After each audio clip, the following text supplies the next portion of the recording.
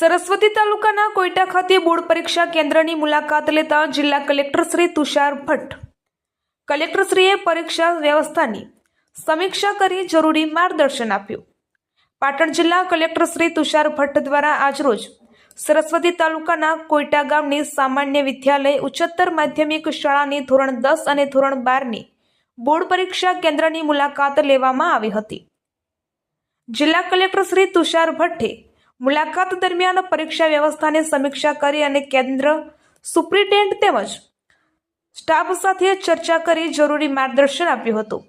પરીક્ષા શાંતિપૂર્ણ, પારદર્શક અને ગેરરીતિ મુક્ત રીતે યોજાય તે માટે ખાસ સૂચનો આપવામાં આવી હતી।